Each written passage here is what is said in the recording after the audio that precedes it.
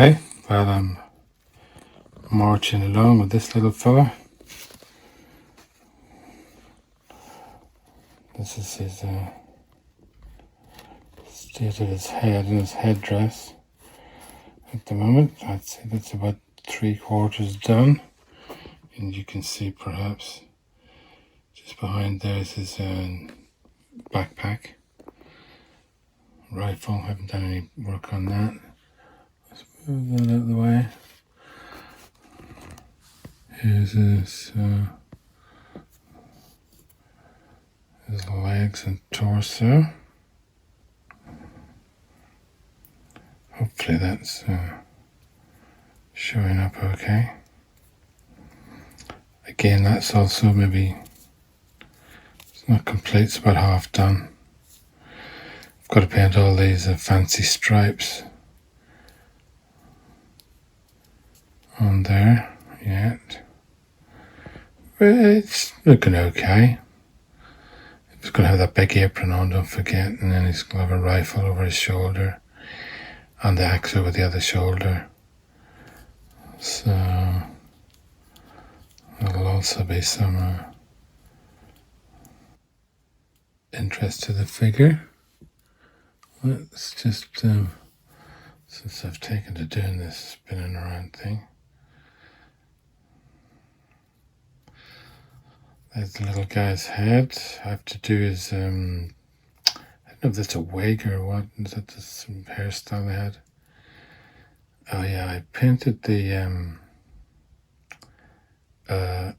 little part that attaches onto his plume. It's meant to be blue, white and red, but I've done it as white, blue and red. I mean, anybody can make a mistake.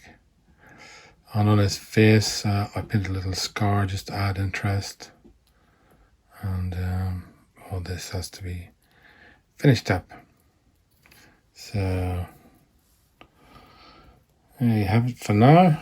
I'll see you in a few seconds probably.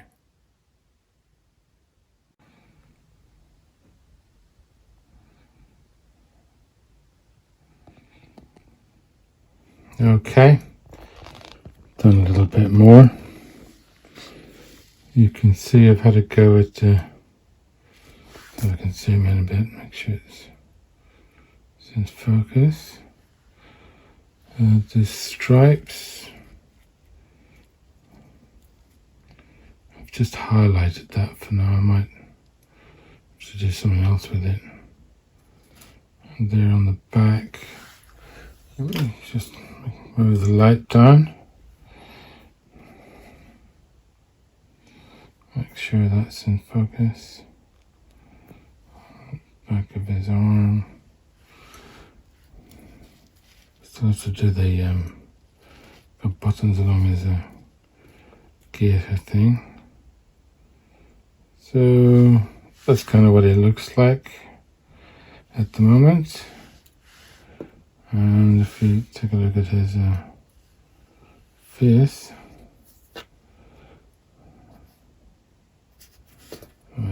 let's see, it's gone out of focus a bit.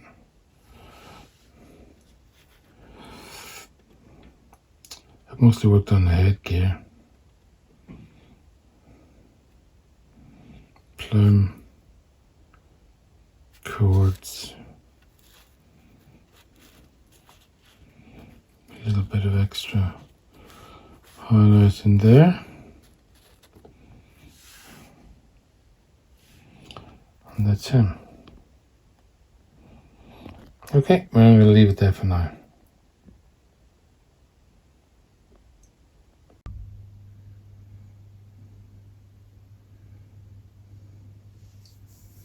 Hi there, this is possibly the last little segment of this video.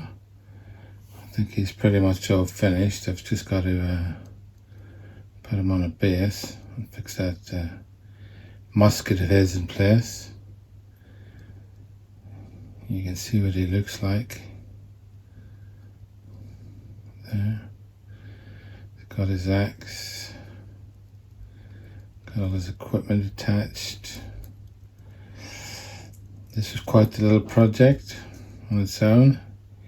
It should I feel it should have really been a painting project, but there's a lot of assembly and fiddling about with things. Like that air print didn't really fit, and because I've kind of got to leave it to the end, because if I put it on at the start, I can't paint but what's behind it, which is his legs and etc. Let's turn around another bit sideways so you can see. Yeah, it'll be difficult to paint around there or whatever's underneath. And I have, as I've said, I've replaced his hands with hornet hands, because the ones he had were very, they were gross, gorilla hands. I mean, I know he's meant to be a pioneer, sort of a guy who goes out, chops down trees and clears things away, but nonetheless, they were a bit, they were more than shovel hands, you know, which is a sort of phrase you might be familiar with. Anyway, there he is, all looking good. The other little things I might improve if I was doing this again, excuse me. If you remember right at the start, I did his beard and his bear skin with Tamiya putty to roughen up the texture. But then I used that Mr. Surfacer 1200 primer to prime him, and that was definitely a mistake. Because two things happened. First of all, it filled in some of the detail on his beard and his bear skin, so it didn't. It wasn't as lively as it might otherwise have been, which is sort of what that product's intended to do. But I didn't think it would fill in quite as much as it would do. Second of all, it that particular primer, it for some reason little bubbles appeared in it, and I had to cut them off with a scalpel after they dried, and kept finding more. There still is one on his cuff, his left cuff. You can see maybe there. And when I cut it off, it left a noticeable indentation. There wasn't too much you could do about it. Good things about this kit, let's see, let's zoom in a bit, I think this way, or his face perhaps. I was quite pleased with the little scar.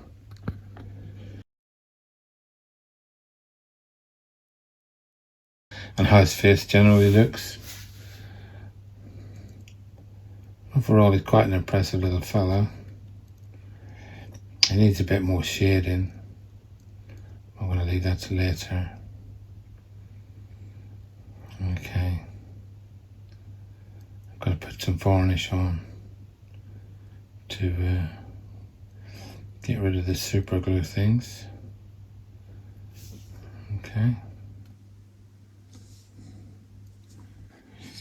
Oops, too far.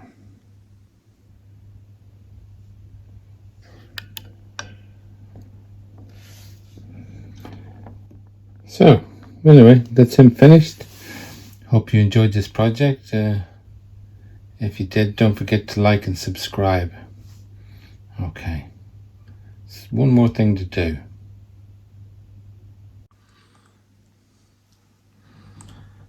Okay. Now this guy's all painted up.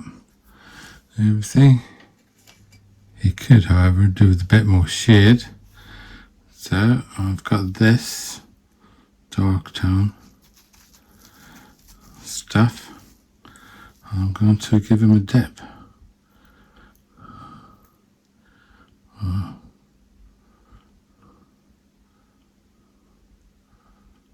felt a bit of a pop there. There's a skin developed on top of this. Okay. Then we take our brush. We've got some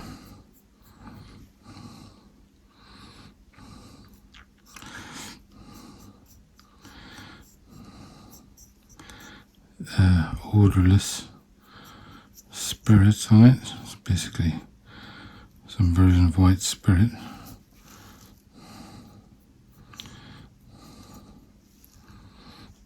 This is a very messy process.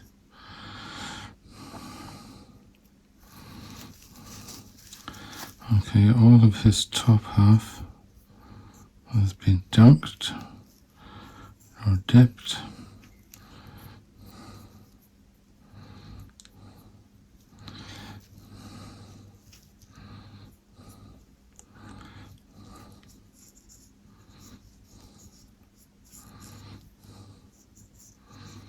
I suppose you could say this is people say it's kind of cheating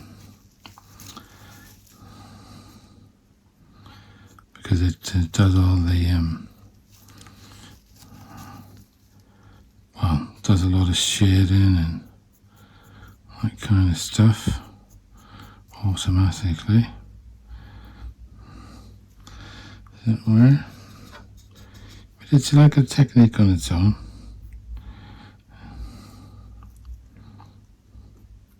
If you get this wrong, you can your soldiers' figures would disappear into it.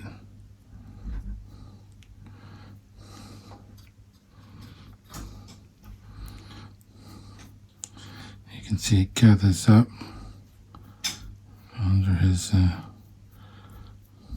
beard there at the bottom of his apron, which is okay, sort of, but too much of it is not so okay.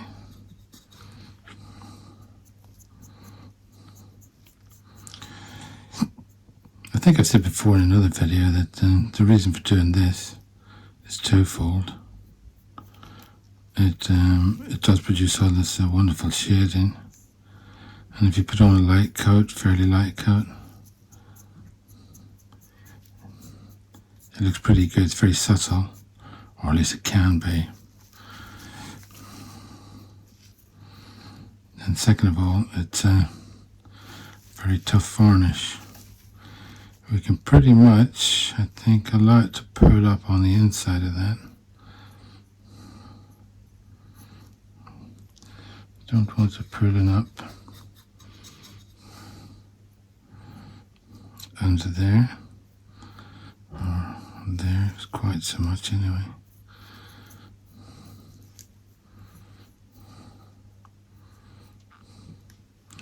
It's pulled up in his cuffs.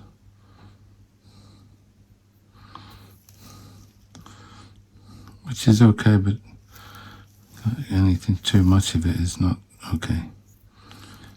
It's okay up to a point.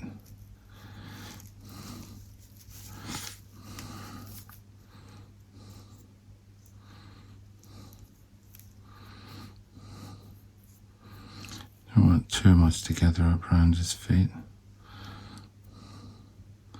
Stick him too hard to the base, then the pins may come off when we try and move him.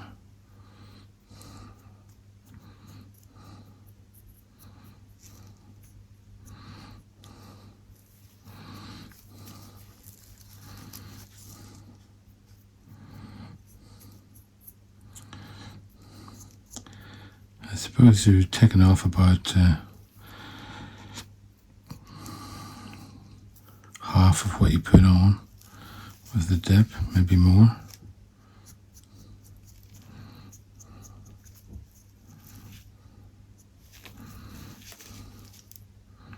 There's a big bundle of it collecting on the end of his scabbard. Let's do a bit more on his face. Make sure we can get a good view of that, because there's some nice details there. Get that axe head.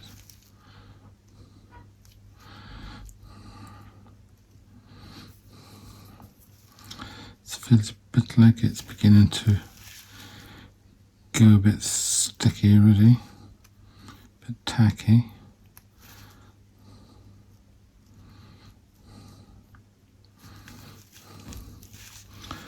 Put a bit more mineral spurs on.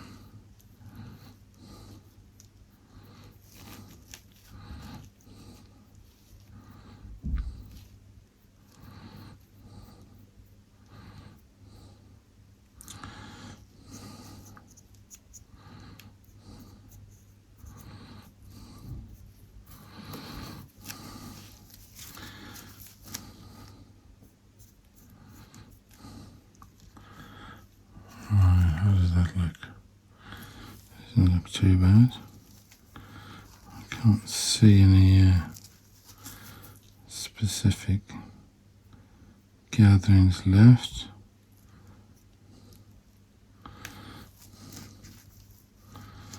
Except maybe in there, but that's okay. Keep that dark.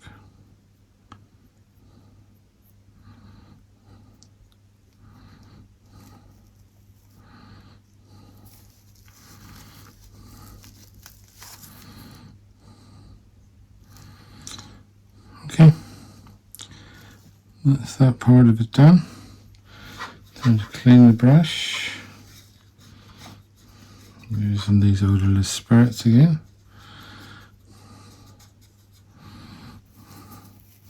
And what I'll do, I'll go away and have a cup of tea, and I'll come back and look at that after half an hour or so, see how it looks. And if there's any more cleaning that needs doing, I'll do it. And if not, then I've got to leave it for at least overnight.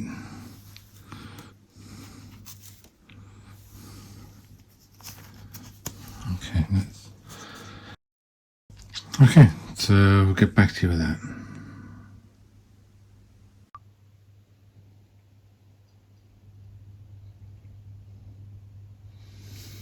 Again, last little bit of this video. Here he is in all his glory. I haven't fixed his musket in place. Well, I haven't based him up yet. But this is the finished figure, which is really what this video is about. Pardon my hands in the way. Anyway, there's a 360.